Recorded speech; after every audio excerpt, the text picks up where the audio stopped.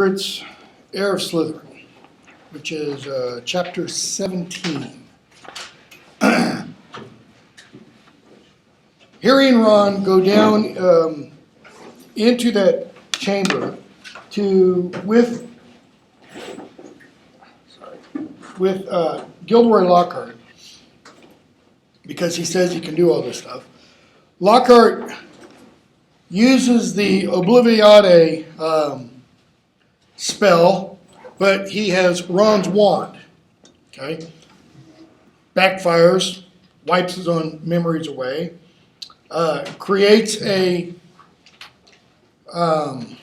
cave-in of the cave with Ron and Lockhart on one side, Harry on the other side. So Harry has to go off to try to find Ginny. That's where we pick up with the Heir of Slytherin. He sees Ginny on page 307, runs to her, and he hears a little voice say, or a soft voice, say, "She won't wake." Harry turns, and he sees a tall, black-haired boy leaning against the nearest pillar, watching. Tom Riddle? Because he's seen him in the book. He knows what he looks like in the diary. Knows what he looks like. What do you mean she won't wake? She's not, no, she's still alive. Just. Are you a ghost? A memory. Preserved in a diary for 50 years. We're going to find out much later on how he's preserved in the diary, which it's not dealt with at all in this book. So Harry, you've got to help me, Tom. And Tom's like, you're not quite understanding what's going on here, Harry. And Harry looks up and he notices Tom has his wand. Harry says thanks, reaches out for it, but Tom doesn't give it to him.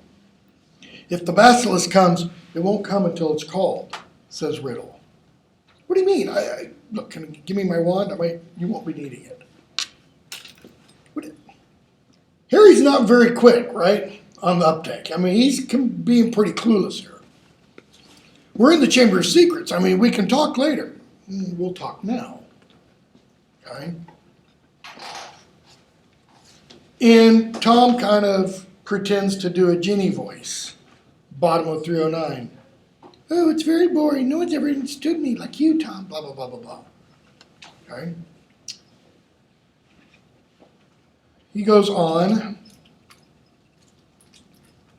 and he relates how he got Ginny to do things for him. He talks about the memory that he showed Harry and said, it wasn't that difficult to get Armando Dippet to believe that Hagrid opened the Chamber of Secrets before. Given what Hagrid is, though he doesn't tell Harry what Hagrid is.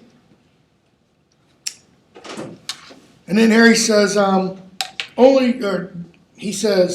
Riddle says, only the Transfiguration teacher, Dumbledore, seemed to think Hagrid was innocent. Harry, I'll bet Dumbledore saw right through you. Well, he certainly kept an annoyingly close watch. Okay. They keep talking. And Tom Riddle says, page 313, how is it that you, a skinny boy with no extraordinary magical talent, managed to defeat the greatest wizard of all time? How did you escape with nothing but a scar? Take him off or leave. Just take him off or leave. Okay. How is it that you, a skinny boy with no extraordinary magical talent, managed to defeat the greatest wizard of all time? How did you escape with just a scar while Lord Voldemort's powers were destroyed? Harry, what do you care? Voldemort was after your time. And Tom Riddle shows him how he's not. He pulls out Harry's wand and waves it in the air, and Harry sees the words Tom Marvolo Riddle. He waves the wand and the letters reshape. And Voldemort says, when I had become the greatest sorcerer in the world, Harry, You're not. Now what? Not the greatest sorcerer in the world. Sorry to disappoint you in all that. I mean, very British kind of language. But the greatest wizard in the world is Albus Dumbledore. And everybody knows that. What's Harry doing? Why does he say that? Does he know what kind of situation he's in? This is, possibly a death situation? Really? I think he does. So why is he doing it? He's pissing him off. Okay? Intentionally. Dumbledore saw through you when you were at school, and he still frightens you now. Wherever you're hiding these days. Dumbledore's been driven out of this castle by the mere memory of me. Really? Is that why Dumbledore is gone? Why did Malfoy get the Board of Governors to temporarily remove Dumbledore? Because the Chamber of Secrets has been opened and, they just can't have that happen anymore, and it's got to be stopped. It has nothing to do with Voldemort or Tom Riddle. Harry, he's not as gone as you might think. What does that mean? Is Dumbledore somehow mystically around? Has he, sent a ghost or... Riddle opens his mouth and Harry suddenly hears music. And there is Fawkes. And Fawkes comes to Harry. And Tom Riddle says, "That's a phoenix." "Fawkes?" says Harry. And that, as he sees that Fawkes has dropped something, that's the old school sorting hat. And then he laughs. He goes, "Really? That's it? That's the protection Dumbledore sends you? The old school hat?" Who did the hat belong to? Godric Gryffindor. So when we're told in the first Sorting Hat song that the hat is old and patched, it's 1,000 years old. Okay? This is what Dumbledore sends his defender, a songbird and an old hat. Do you feel brave, Harry Potter? Do you feel safe? And I always imagine if I were filming it, he'd be going, "Ooh, you feel safe now?" Harry doesn't answer because he doesn't know what to say.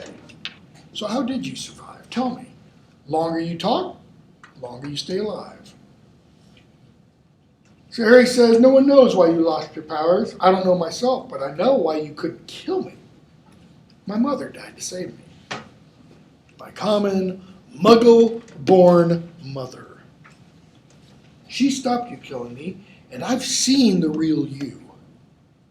I saw you last year." What did he see? A face stuck on the back of another guy's head. So your mother died to save you. Yes, that's a powerful counter charm. I can see now. There is nothing special about you.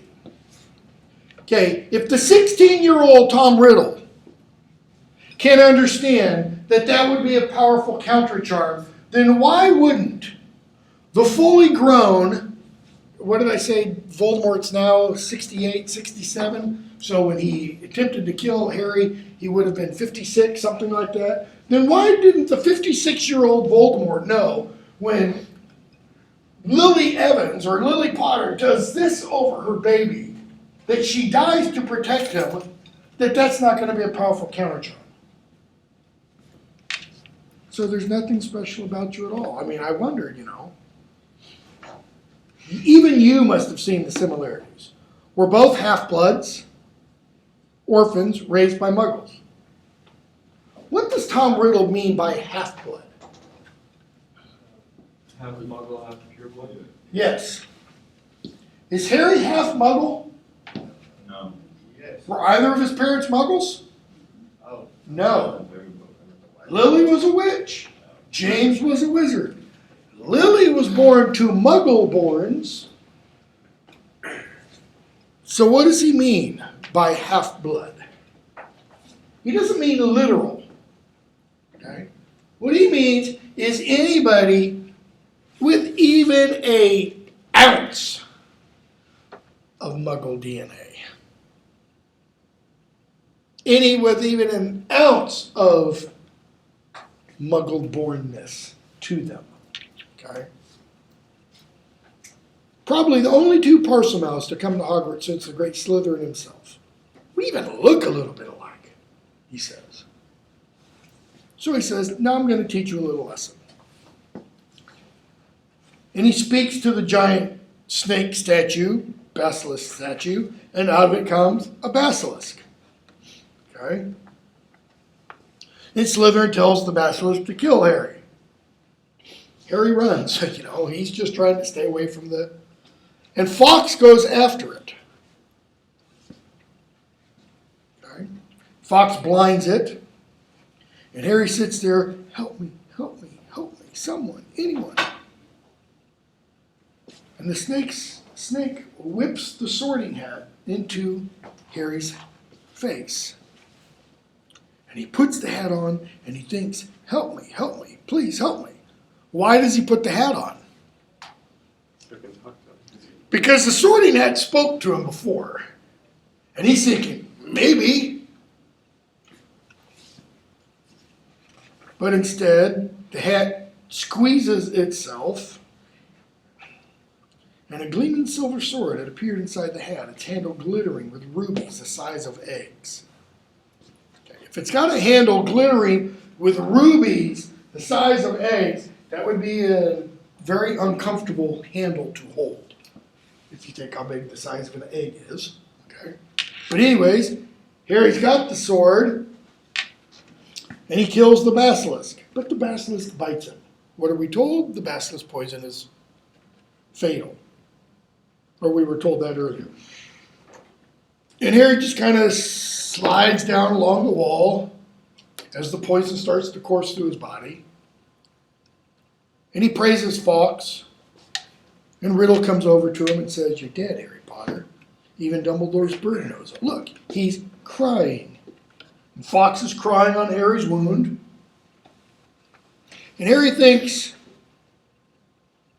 he blinks. Fawkes' head slid in and out of focus. I'm going to sit here and watch you die, Harry Potter. Take your time. I'm in no hurry. Harry felt drowsy.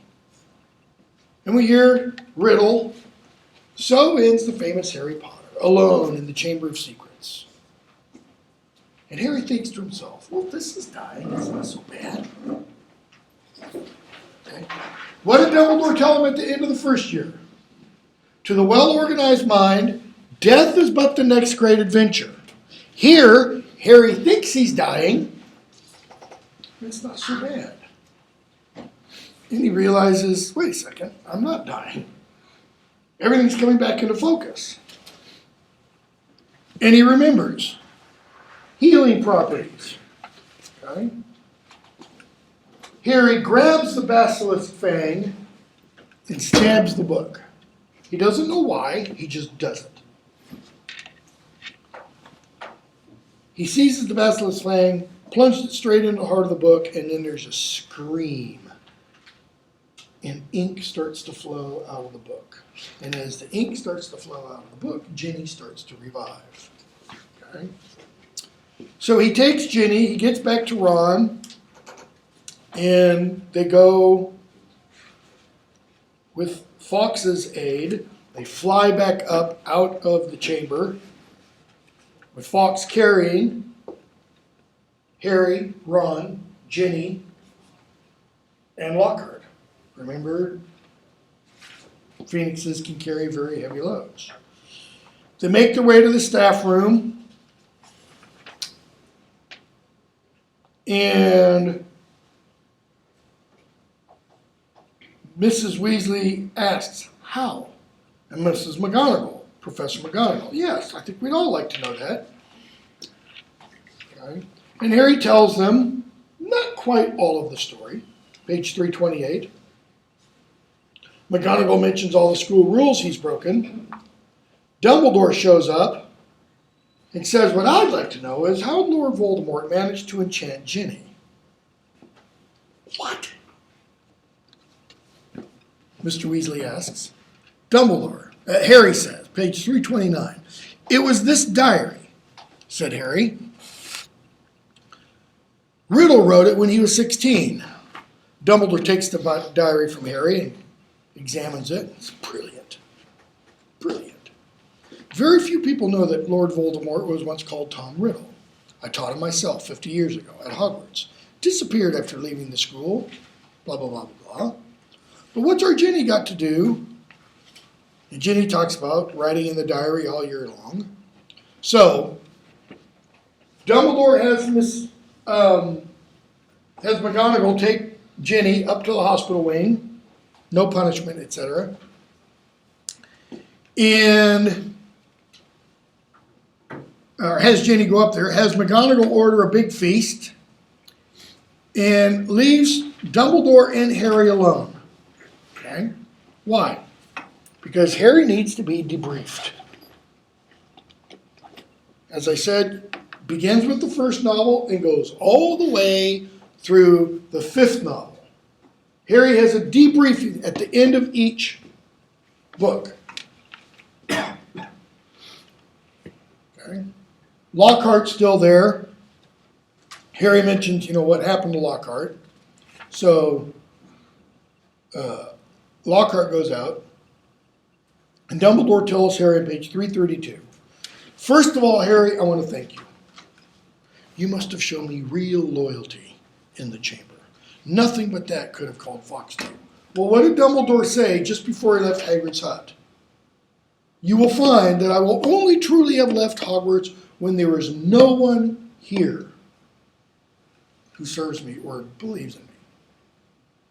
Okay? And so you met Tom Riddle. Harry, Riddle said I'm like him. Strange likenesses. And what do you think, Harry? I don't think I'm like him. I'm in Gryffindor. Notice, without even thinking, Harry says that. Why? It's very similar to when Frodo says, Gollum, a hobbit, couldn't be. Can't stand the thought of the possibility. Okay? Well, I'm in Gryffindor. And then he pauses. He says, the Sorting Hat wanted to put me in Slytherin. I'd have done well in Slytherin. Everyone thought I was Slytherin's heir for a while because I can speak Parseltongue. You can speak Parseltongue, Harry, because Lord Voldemort, who is the last remaining ancestor of Salazar Slytherin, can speak Parseltongue. Unless I'm much mistaken, and this is pretty important, unless I'm much mistaken, he transferred some of his powers to you the night he gave you that scar. Okay? Listen to Dumbledore's language and listen to Harry's interpretation of it. Unless I'm much mistaken, he transferred some of his own powers to you the night he gave you that scar. Voldemort put a bit of himself into me? Okay. Transferring some of your powers and putting some of yourself into somebody, it's a little different. But Dumbledore doesn't correct him. He says, seems so. So I should be in Slytherin. Why does Harry think he should be in Slytherin? Goes back to what Hagrid says about the Malfoys in Flourish and Blotts. Bad blood. Yep. Bad blood. Rotten to the core, Arthur. So I should be in Slytherin. The Sorting Hat could see Slytherin's power in me, and it put you in Gryffindor. Why, Harry? You happen to have many qualities Salazar Slytherin prized in his handpicked students. Parseltongue, resourcefulness, determination, disregard for rules. Yet the Sorting Hat placed you in Gryffindor. You know why that was. Think. Harry, because I asked not to go in Slytherin. Exactly. Which makes you very different from Tom Riddle. It is our choices, Harry, that show what we truly are. Far more than our abilities. Show me an example of that from the first book. It is our choices, Harry, that show what we truly are. Notice, what does show mean? If someone tells you, show me, what does that mean? You gotta do it, Yeah, reveal it. Make it clear. Okay? Towards the end of the first book, someone shows, okay, what he truly is and why he belongs in Gryffindor.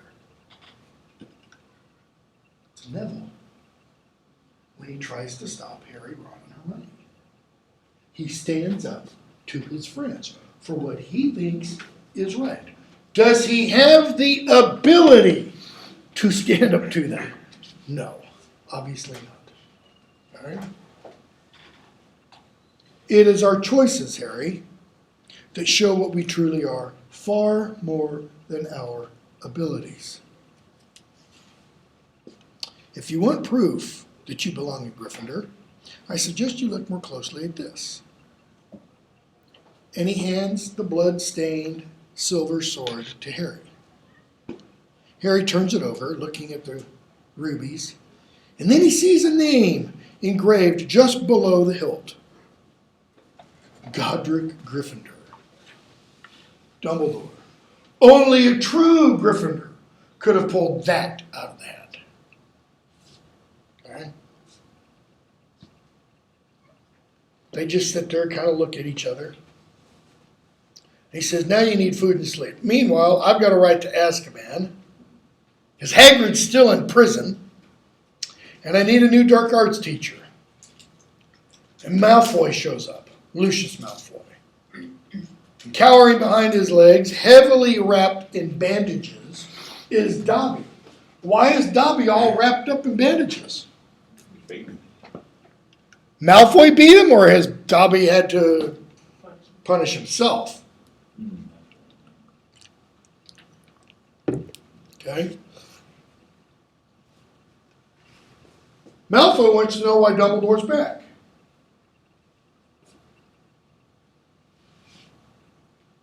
So you've come back. The governor suspended you. Dumbledore. Well, you see, Lucius, the other 11 governors contacted me today. It was something like being caught in a hailstorm of owls, you know. They said they thought I was best man for the job. And they told me strange tales. Some of them seemed to think you'd cursed their family if they didn't agree to suspend me. Malfoy went even paler than usual, but his eyes were still slits of fury. Why slits? Like a snake shows, who he's a follower of. So, have you stopped the attacks? Have you caught the culprit? We have. Well, who is it? Same person as last time, Lucius. But this time Lord Voldemort was acting through somebody else by means of this diary. He holds up the book, and Dobby is making gestures behind Malfoy's back. So Dumbledore's standing there holding up the book, and Dobby's there, sitting there going, his book. Okay?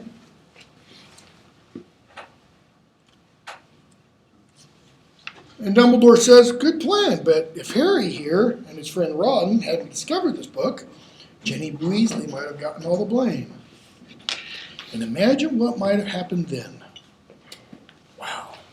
The Weasleys, notice, one of our most prominent pureblood families. Okay? Really? Where else in the novels are the Weasleys called prominent? Well, when we get to book 4 and we have the Quidditch World Cup, they sit up in the box seats next to the Minister for Magic, or just beneath them, actually. So Malfoy says, very fortunate. And Harry suddenly understands what Dobby's trying to get him to see. Okay? And Harry asks, don't you want to know how Ginny got hold of the book, Mr. Malfoy? How should I know? Because you gave it to her. And Harry remembers Flourish and Blots.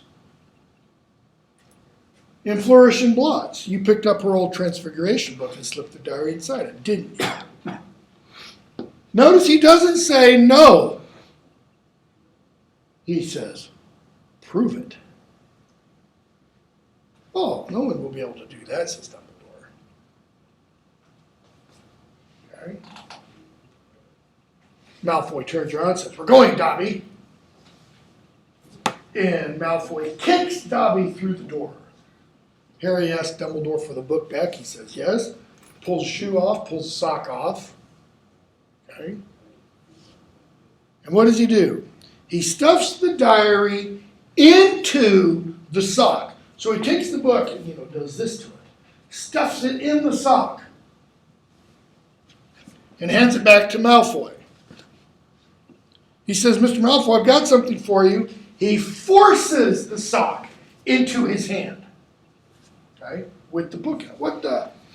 He rips the sock off the diary. Why? Why doesn't he just throw the whole thing away? Okay? It's his book. What else is it? He knew it belonged to Voldemort. Does he know yet? Yes, he does know that Riddle's memories have been wiped from it. Right? Did he know? I can't ask that question. So he throws the sock aside and he looks at the ruined book. You'll meet the same sticky end as your parents one of these days, Potter. They were meddlesome fools. Come, Dobby. Master has given a sock. Master gave it to Dobby. What? What did you say? Got the sock. Master threw it. Dobby caught it. Dobby's free. You've lost me, my servant boy. Shall not harm Harry Potter. Loud bang. Malfoy goes crashing down the stairs. Okay. If you've seen the film, they do it differently. In the film, Harry puts the sock in the book and thrusts the book into Malfoy's hand. Okay? Which, if you think about it, is quite a bit different. Because in the book, he has to take the sock and discard the sock. In the film, he could just do this. Letting the sock fall from the book is not discarding clothing. But having to take the sock and throw it is. Okay? So,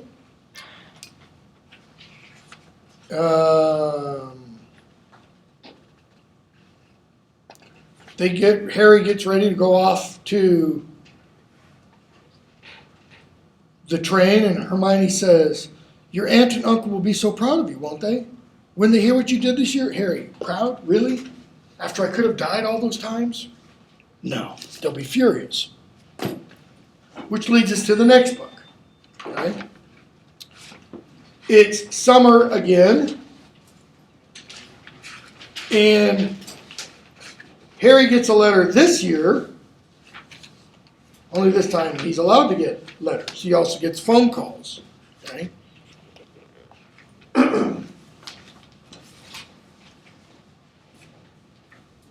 Aunt Marge is coming.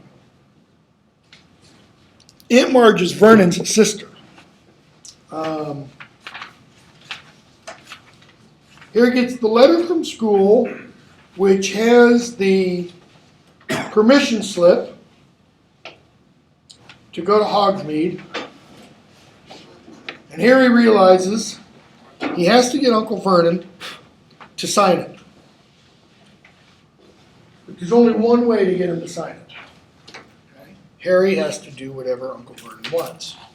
Notice when Harry makes this agreement with Uncle Vernon, he's kind of like Frodo when it comes to the School of Negotiations. He doesn't know how to. What he agrees to is, I'll be good when Aunt Marge is here, and as an effect of that, you'll sign my form. What he should say is, you sign my form now, or I won't be good. I'll let her know what I really am. I mean, who's got the upper hand in this? I mean, really thinking about it. Harry's got the upper hand. He's got the position of strength.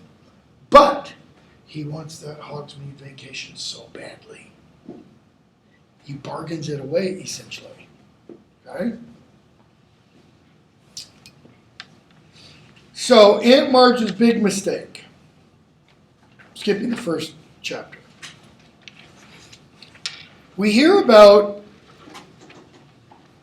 Sirius Black, who has escaped. We learn it from the news.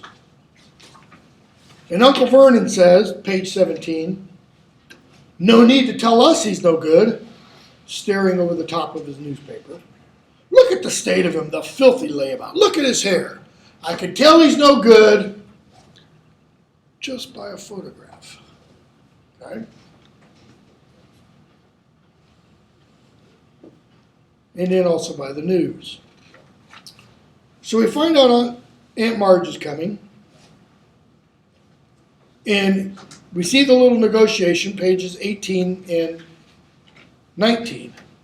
Actually, it's on 21. We hear Vernon telling Harry how he's going to behave on page 19. First, you'll keep a civil tongue in your head when you're talking to Marge. Harry, I will if she will. Second, says Vernon, as though he didn't hear Harry, is Aunt Marge doesn't know anything about your abnormality. I don't want any funny stuff. You behave, right? I will if she will.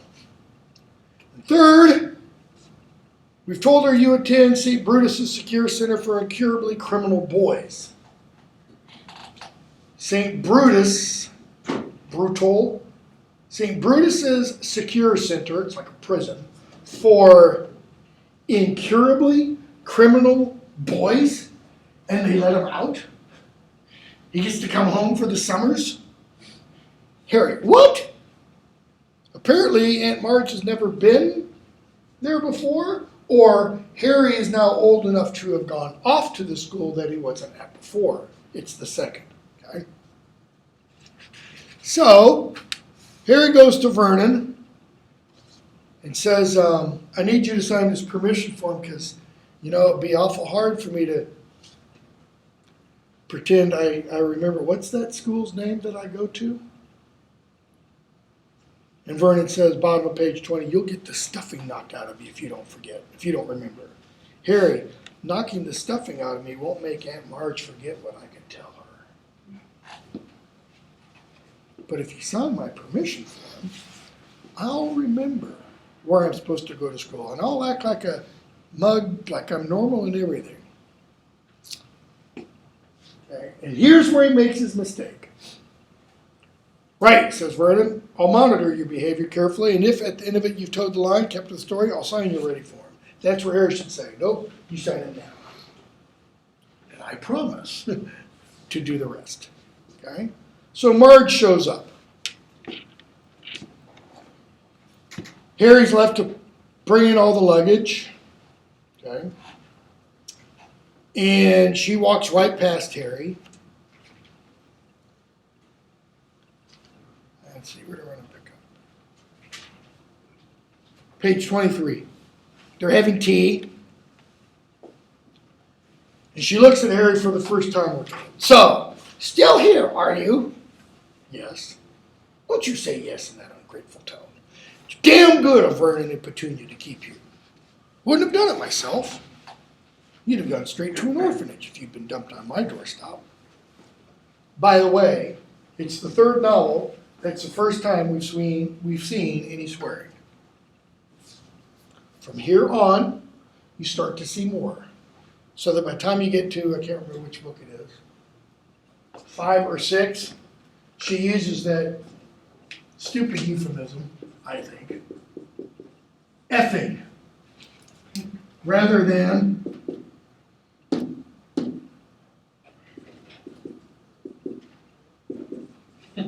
that, okay? Or even spelling it out. So, Harry was, we're told, bursting to say he'd rather live in an orphanage than with the Dursleys. But he doesn't say anything. He just smiles at her. She thinks he's smirking. I can see you haven't improved since I last saw you. I hope school would knock some manners in you.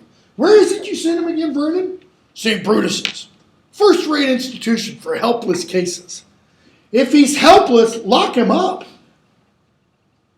I see. Do they use the cane at St. Brutus's, boy? Meaning, do they beat you? Harry, oh yeah, all the time. Okay. Excellent. Won't have this namby-pamby, wishy-washy nonsense about not hitting people who deserve it. Okay. A lot of people have suggested that Aunt Marge is based on somebody. That she's based on Margaret Thatcher, former Prime Minister of the United Kingdom. Okay? Prime Minister from 1979 to 1992, something like that. Okay? One of the longest prime ministers in the last 100 years, who was very conservative. Okay? She was kind of regarded as the female Winston Churchill, and often represented by a bulldog. Well, Aunt Marge raises bulldogs, okay? And so she asked Harry, have you beaten often? Oh, yeah, says Harry, loads of times. Okay. So, a couple days go by, page 25. And Aunt Marge says, this is the third day, you mustn't blame yourself for the way the boys turned out, Vernon. If there's something rotten on the inside, there's nothing anyone can do about it. If he's rotten to the core, as Hagrid said, nothing will change that. Harry tries to concentrate on his food. He tries not to listen to her. She reaches for her wine. It's one of the basic rules of breeding. You see it all the time with dogs. If there's something wrong with the bitch, there'll be something wrong with the pup. And the wine glass she's holding shatters. Marge, are you all right? Not Harry, must have squeezed it too hard. Did the same thing at Colonel Fubster's the other day. Because we're led to believe, or we think, that was Harry doing that. Okay? Harry goes outside, leans up against the wall. It had been a long time since he'd lost control and made something explode. So Harry tells us, he did do that. Even though she thinks she did it because she's done it before. By the way, what does this tell us about Aunt Marge? She's a big girl. She's a strong girl. There's a lot of what's called tensile strength in a glass goblet. Makes it really hard to crush with your bare hand. And that's what she thinks she did. And that's what she did do the other day. Okay? Next 3 days go by, so it's now her last day of being at their house. In fact, it's kind of the farewell dinner. Final evening. Harry just has to get it through this night. And he's got his form signed. So they have a fancy dinner, and Uncle Vernon uncorks several bottles of wine. How old's Harry in this book? 13, so Dudley's 14. They're probably not drinking any of this wine. If they were in France, I'd entirely believe it. Because French kids start drinking wine 19 years old at the family dinner table. They drink wine like Americans drink water or milk or Coke or something. Okay? So you have essentially 3 adults opening several bottles of wine. How many is several? More than 2. Okay? At least 3. Like 1 for each of them?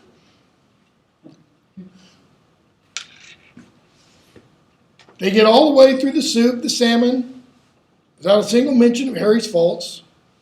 Then they have pie. Time for dessert. And now Uncle Vernon brings out a bottle of brandy. So they've had several bottles of wine, and now he's going to bring out brandy. Can I tempt you, Marge? She'd already had quite a lot of wine. Her huge face was very red. In other words, she's drunk. Just a small one, then, she chuckles. Okay, and Vernon pours her, a little bit, like a finger, maybe. And she does this, a little bit more than that, keeps tipping the back of the bottle up so that she gets not a finger, but maybe 3 or 4 fingers of brandy. That's the ticket. Dudley's eating his 4th slice of pie. which generally speaking is how much of a pie? Well, yeah. I mean, if you're like me and you have big slices, it's half a pie. If you cut a pie into eighths, okay. Aunt Petunia's sipping coffee. Notice how that little finger sticking out. Why? What does that show? Class. She has manners. Okay? And all Harry wants to do is go away to his bedroom. He looks at Uncle Vernon. Uncle Vernon's, nope, you gotta stay here, boy. And Aunt Marge,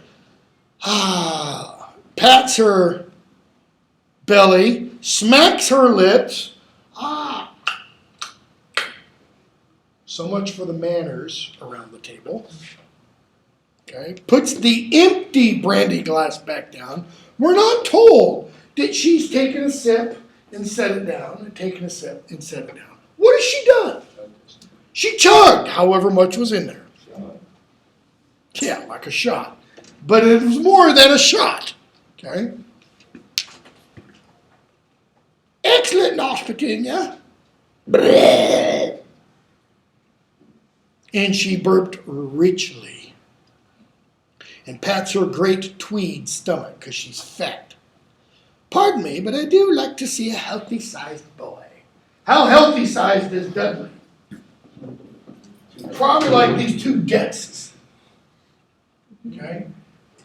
I think it's in the next book, he's described as the size of a baby killer whale. I mean, exaggeration, but he's fat. You'll be a proper-sized man, Dudders. Yes, a spot more brandy, Vernon. As Vernon pours her more brandy. Now this one here. Harry thinks of the handbook that Hermione sent him for his birthday. This one's got a mean, runty look about him. You get that with dogs. Had Colonel Fubster drowned one last year. Ratty little thing it was. Weak. Underbred. Like the sire and the bitch that produced this one were bad. It all comes down to blood. As I was saying the other day. Bad blood will out. Say nothing against your family, Petunia, and she pats Petunia's bony hand. But your sister was a bad egg. They turn up in the best families. Then she ran off with a wastrel, and here's the result. Like, he's a chemistry accident. This Potter, you never told me what he did. And Uncle Vernon noticed, and Aunt Petunia now look at each other extremely tensely. Why? It's a big touchy situation to talk about. Yeah, pretty touchy topic. What do they know about Harry? He's capable of doing magic. Okay? They also know he gets a little touchy when you talk about his parents. And she's just said that his father was a wastrel. So Vernon, she asked him, what did he do? Oh, it didn't work. Unemployed. As I expected. A no account, good for nothing, lazy scrounger. See, Margaret Thatcher cut the welfare system. She put into play kind of a welfare to work program. Get people off public assistance and get them working. She also sold off a lot of government property and government stuff. Privatized it. Okay? I mean, it's a pretty good analogy to say that Marge is supposed to be Margaret Thatcher. It's supposed to be a caricature of Margaret Thatcher. Harry, he was not. He's shaking all over. Have you ever been that mad before? Where, you best remove yourself from the situation? Go to bed. Go on, says Vernon. No, Vernon. Her tiny bloodshot eyes fixed on Harry's. Why are her eyes bloodshot? She is wasted. Go on, boy, go on. Proud of your parents, are you? They go and get themselves killed in a car crash. Drunk, I expect. Here she is talking about drunks. They didn't die in a car crash. They died in a car crash, you nasty little liar. Left you to be a burden on their decent, hardworking parents. And then she starts to blow up. Okay? Harry runs upstairs, gets his stuff, comes downstairs, points his wand at Vernon, says, I'm going, I've had enough, and leaves. He doesn't know where he's going to, but he just leaves. He goes out, he sees that dog-like shadow, and he trips on the curb and falls like this. Okay, he's right-handed, and his hand goes out into the road, and the night bus is there.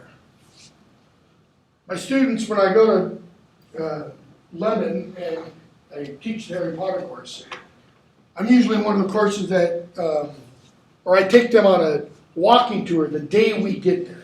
We kind of dump our stuff off at the dorms, and then we do several walking tours. And I'll take 15, 20 students, and I'll say, okay, when you want to flag a bus, you put your hand out and wave. And I'll say, any of you taking Harry Potter class? They go, it's like the night. Yeah, it's just like the night bus kind of a thing. Okay? So, Harry gets picked up by the night bus, and he meets Stan and Ern. Okay? And he reads the newspaper about Sirius Black. And what Cornelius Fudge says about Black and such. And Harry asks them to take him to Diagon Alley. So I'm going to skip a bunch. He's told them that his name is Neville. He doesn't want them to know who he is. And Harry gets off the night bus just in front of the Leaky Cauldron. And Harry steps down onto the pavement. And we hear page 42. There you are, Harry. What'd you call Neville? Minister? There's Cornelius Fudge. This is Harry Potter. Stan, I knew it. Yes, well, I'm very glad the night bus picked Harry up. But he and I need to step inside. So Harry goes inside the Leaky Cauldron with Cornelius Fudge. What does he think is going to happen? Yeah, what happened in the previous year? When he did magic, which he didn't do, he got a nasty letter from Father Hopkirk saying, you violated the restriction for underage wizardry and you did magic in front of muggles. Even though it wasn't him. Okay? So Harry says, page 45. When Fudge says, you're going to stay here at the Leaky Cauldron for the next 2 weeks. We've arranged it with your aunt and uncle. You'll stay at Christmas, at Hogwarts over the Christmas holidays and Easter holidays. And Harry says, I always stay, and I never want to go back to Privet Drive. No, you'll feel differently when the summer comes. I'm sure you're actually very fond of each other. Harry's like, go away. So he finally asked, page 45, what about my punishment? Punishment? I broke the law. Oh, my dear boy, we're not going to punish you for a little thing like that. Okay? A little thing like that. We don't send people to Azkaban just for blowing up their odds. Book 5. What does Fudge want to send Harry to Azkaban for? Saving his own and Dudley's lives.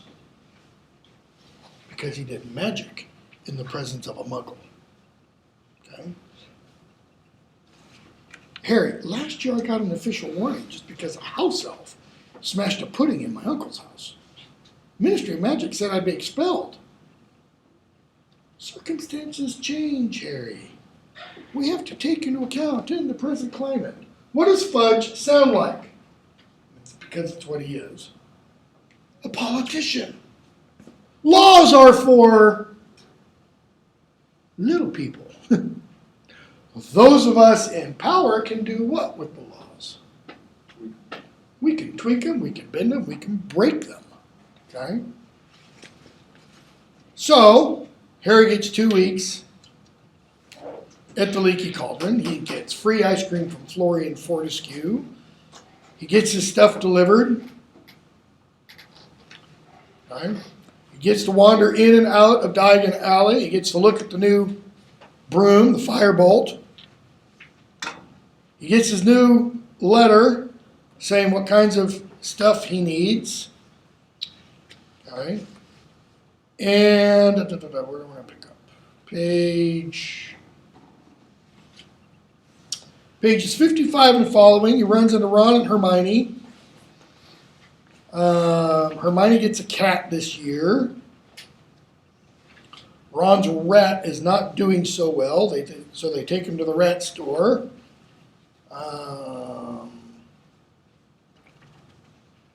Page 61.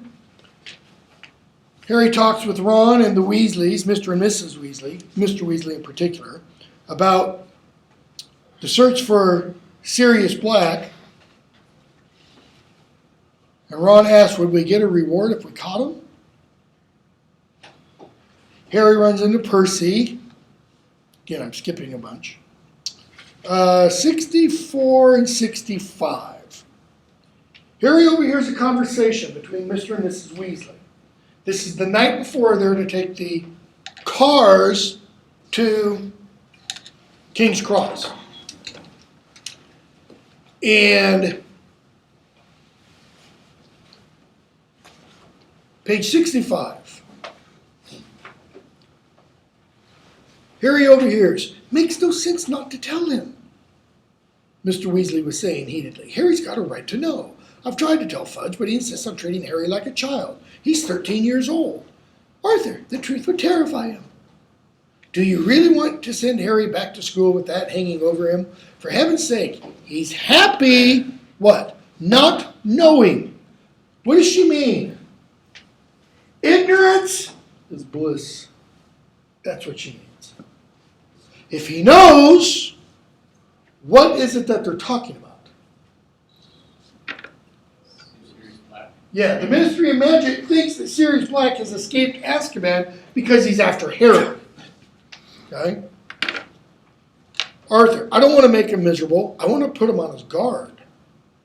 You know what Harry and Ron are like, wandering off by themselves. They've ended up in the Forbidden Forest twice. Did they end up in the Forbidden Forest twice because they wandered off by themselves? No. Okay. One time, Harry was taken in by Hagrid. One time, they were led in by Hagrid's advice, follow the spiders. One time, they flew into it with the Whomping Willow. The Whomping Willow is just on the edge. Okay? When I think what could have happened to him that night he ran away from home, if the night bus hadn't picked him up. But he's not dead. He's fine. Okay?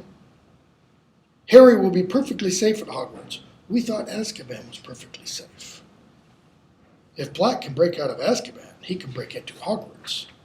Notice, who's thinking the more logically? Arthur is. Okay?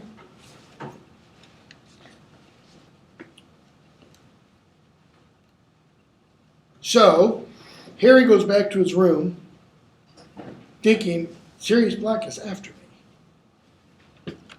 But he doesn't know why. He doesn't know what relation he has to Sirius Black. The only reason he thinks is because Sirius Black was a supporter of Voldemort.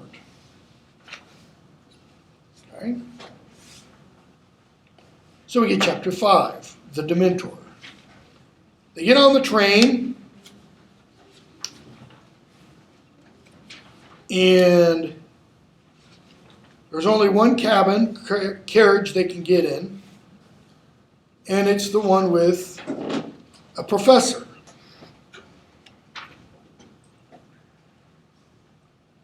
Professor R.J. Lupin, page 74. He's got a ratty pair of wizard's robes, and he's asleep. And he's pretty young. Okay. Hermione reasons it's got to be Defense Against the Dark Arts because there's only one opening. So they stay in there. I'm going to skip a bunch.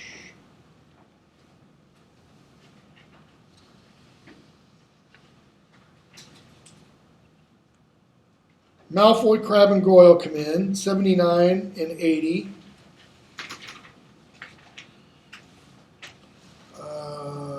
And then the train stops. 82, 83. It gets dark. The door suddenly opens. Okay. Neville comes in. On page 83, the door slid open before Lupin could reach it. Standing in the doorway, illuminated by the shivering flames in Lupin's hand, was a cloaked figure that towered to the ceiling. Its face was completely hidden beneath its hood. Harry's eyes darted downward, and what he saw made his stomach contract. There was a hand protruding from the cloak, and the hand was slimy-looking and scabbed like something dead that had decayed in water. This creature looks like the ghost of Christmas Present in Dickens's A Christmas Carol. It's visible for only a split second. Harry feels an intense cold. Okay. He feels like he's being dragged downward, and he passes out. Lupin, we're told, is able to send this thing away. And he gives Harry chocolate and the others, page 85. Harry asks, what was that thing? A Dementor. One of the Dementors of Azkaban. Now, until you'd read this book, you've never heard of one of these.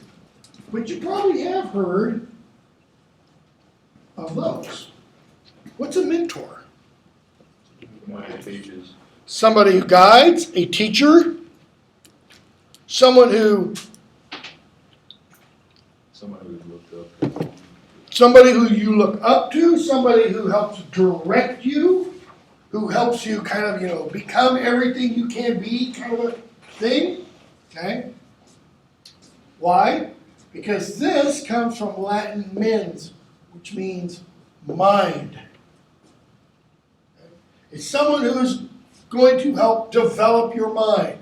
So a dementor is someone who's going to undevelop your mind. Someone who's not going to guide you, not going to treat you, not going to train you. Rowling has said the Dementors are symbolic of like depression. Because what happens when you come near a Dementor? Lupin's going to spell this out in a later chapter. All hope, all joy, everything positive gets sucked out of you. So then what are you left with? Bad thoughts, bad memories, bad experiences. Okay?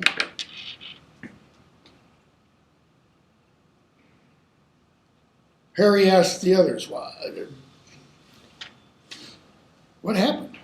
Well, you kind of went sort of rigid, fell out of your seat, started twitching. And Lupin stepped over you, walked toward the Dementor, pulled out his wand.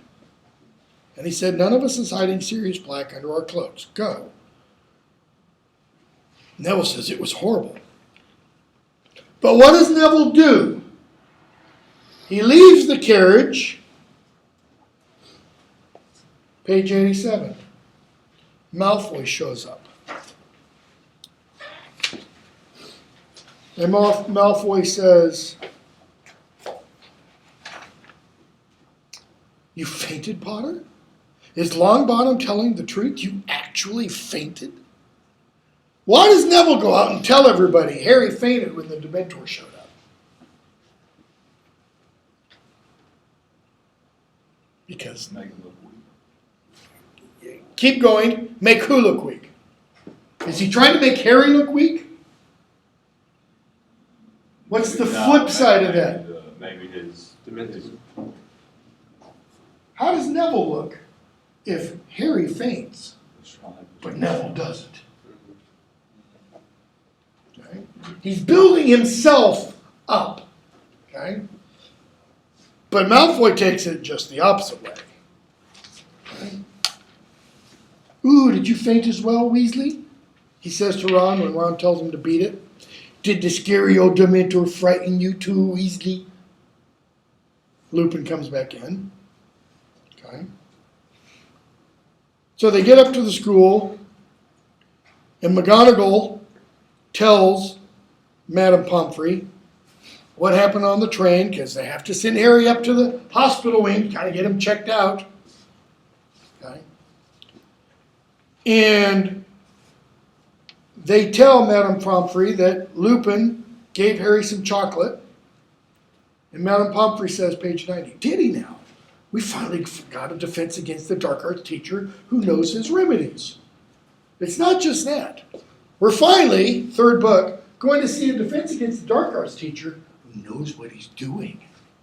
Okay?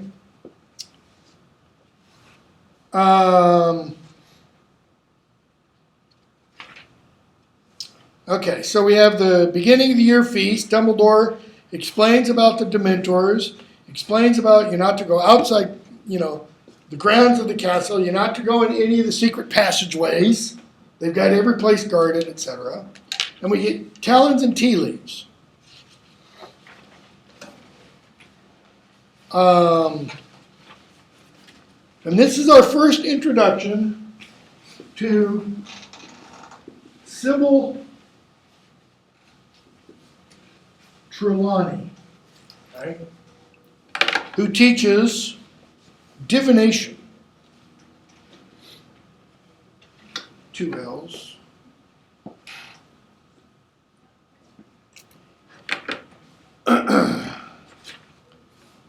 So they go up to Trelawney's class. She has them look in crystal balls. She has them read tea leaves, blah, blah, blah, blah, blah. She makes predictions. She says somebody's going to die this year. All I really want to say about, I think, this chapter with Trelawney is this. There's one person throughout the novels that's a fraud, and that's Sybil Trelawney. That is, when the books were published, a lot of people condemned them for, they thought, leading kids into magic. Kids want to start playing with Ouija boards, they want to start doing black magic, they want to start the whole 9 yards. There's only one form of magic used, displayed in the books that has a bearing to real world magical practices. It's Sybil Trelawney's. It's divination. It's tarot cards, it's tea leaves, it's crystal balls, it's fortune telling, etc. Okay? And that's the one form of magic in the books that Rowling presents how? Complete BS. Complete nonsense. McGonagall doesn't believe in it. McGonagall says it's nonsense. And even Dumbledore is going to say at the end of this. I think that's the second time Sybil Trelawney has uttered a true prediction. She's been teaching, we're going to find out, for many years. 12 years, in fact. She started the year Harry was born. Okay? And she's been making wild, crazy predictions about deaths of students and other things all throughout. But she said 2 accurate predictions. One made before Harry was born, and another one made at the end of this novel. Okay?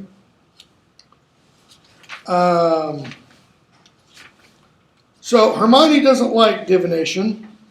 Why? She can't get any book smarts on it. Yeah, exactly.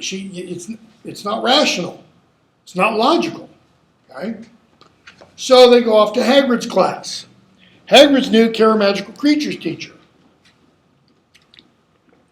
Where they are What do we find out about Buckbeak? Buckbeak's a hippogriff. Okay? It's a mixture of a griffin and a horse. A griffin is a lion and an eagle, okay, and a horse. What characterizes hippogriffs? They're proud. They are proud creatures. So you have to approach them with respect. You go up to them, you bow to them, and only if they bow back can you go closer. Okay? So we see Harry. Harry goes up, he bows to it. Buckbeak bows back. Harry gets on Buckbeak, flies all over the place. What does Malfoy do? Calls it a great brute, doesn't bow properly, and Buckbeak bites him. Okay? The result of that is Malfoy's father tries to get Buckbeak executed. Okay?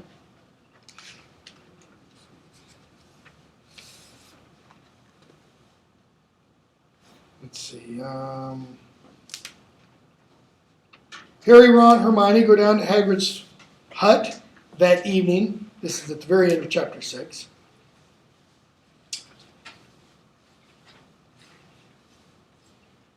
Because they're trying to cheer him up. Page 121. And Ron says, "Don't worry, Hagrid, we'll back you up." Hermione takes Hagrid's drink away from him. I think you've had enough to drink. Okay. Hagrid goes and sticks his head in the barrel, and he comes back in, and he suddenly realizes, you guys aren't supposed to be out of the castle. Okay. We get chapter 7, Boggart in the wardrobe. Malfoy still pretended to be gravely wounded. Okay. Harry has potions. Snape's mean as ever. Hermione's seemingly taking more courses than is humanly possible. Let's see here. They get to Defense Against the Dark Arts. And Lupin leads them into the staff room, page 132. It says there's a Boggart in there. Okay. He asks Snape to leave. It says there's a Boggart in there. Okay. And he says, page 133, Boggarts like dark enclosed spaces. Wardrobes, the gap beneath beds, cupboards under sinks, etc., etc. And so he asks, what is a Boggart? Hermione, it's a shapeshifter. It takes whatever form will frighten you the most. So it's a good job. So, when each of them sees the Boggart, it'll be the thing they fear the most. So he says, that means we have a huge advantage over it. And they're like, wait a second, if it's the thing I fear the most, how do I have an advantage? And he asks, do you know what it is, Harry? Harry, nope. Because there are so many of us, it won't know what shape it should be? Yes. Okay. So it's always best to have company when you're dealing with a Boggart. The Boggart will get confused. Okay? So he says, there's a charm that can repel a Boggart. The ridiculous charm. So he tells them how to make it. First, he asks Neville, what's the thing that frightens you most in the world? Neville, what was that again? Snape. Okay, everybody laughs. Now, you live with your grandmother? Yes, but I don't want the Boggart to turn into her either. Everybody laughs again. No, you misunderstand me. What kind of clothes does your grandmother wear? A hat, tall one with a stuffed vulture on top, long green dress, sometimes a fox fur scarf. And a handbag, that is a purse, yes. Okay, so can you picture those clothes very clearly? He's like, yes. So when the Boggart comes out, Lupin says, it's going to take the form of Professor Snape. And you will raise your wand and cry ridiculous and concentrate hard on your grandmother's clothes. And what should happen is that Professor Snape will be seen wearing your grandmother's clothes. And everybody laughs. Probably not the wisest thing to do to make a colleague appear, this way. Boggart comes out. And what do we see? Snape with the clothes. Okay? Harry's thinking, what am I going to see? Voldemort? A Dementor? It's Ron's turn. Okay. Take its legs off. What's so scary about a big, huge, giant spider if it doesn't have any legs? So Lupin says, everyone ready? That is, have you all got, you know what your worst fear is? What are you going to do to diffuse that fear? Harry's still thinking, what do I do with Voldemort? What do I do with a Dementor? So Neville does his. Parvati goes next. There's a mummy. She does ridiculous.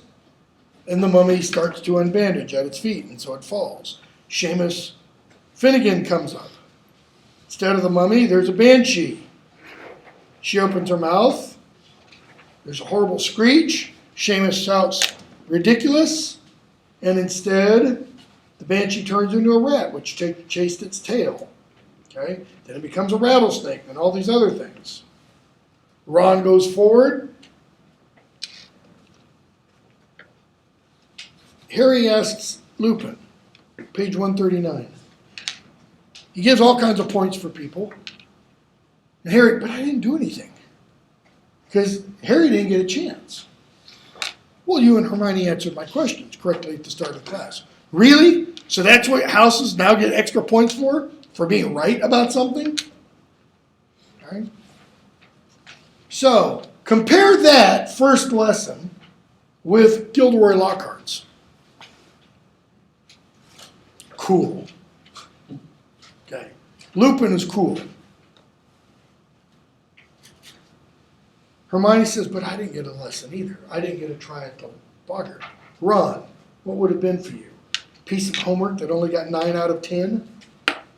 1 year, partially relevant. 1 year when my eldest son was fairly young, I don't know, 9, 10, something like that. We went trick-or-treating for Halloween, and I made him a sandwich board to wear, over his front and over his back that looked like a giant report card. I mean, this was his idea. And it was, history, math, science, and everything was F. I mean, just all the way down the line. People loved that card, okay, or that Halloween costume. Next chapter, Fly to the Fat Lady. All right? They're talking about Quidditch. Oliver's like, this year we're going to win it. We should have won it last year. Should have won it the year before. Let's see, where do I want to pick up?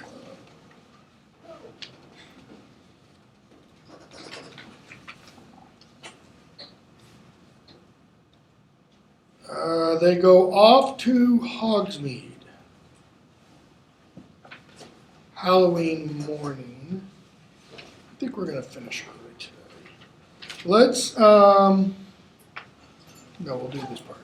The others all go off to Hogsmeade. Harry runs up and meets with Lupin. Explains that, he didn't get a go. And Lupin raises the question about Harry's tea leaves. Because Harry saw the Grim, which means death is coming. And Lupin tells him, McGonagall told me, you're not worried, are you? Harry, no. And then Lupin says, anything worrying you, Harry? No, well, yes. Why didn't you let me fight the Boggart? Well, I should have thought that was obvious. Harry's, why? I assumed that if the Boggart faced you, it would assume the shape of Lord Voldemort. He says the name. He doesn't say it would assume the shape of he who must not be named. Lupin had said Voldemort's name. The only person Harry had ever heard say the name aloud. Lupin, clearly I was wrong. But I don't think it a good idea for Lord Voldemort to materialize in the staff room. Harry, I didn't think of Voldemort. I remember those Dementors. Lupin, wow, I'm impressed. That suggests what you fear most of all is fear. Very wise, Harry. Harry, so you didn't think I could fight the Boggart? And there's a knock on the door, and Snape comes in. with a goblet of smoking liquid. Okay? Snape tells him, you should probably drink that soon and take some more tomorrow. Okay, and Lupin says he's concocted a potion for me. It's very complex.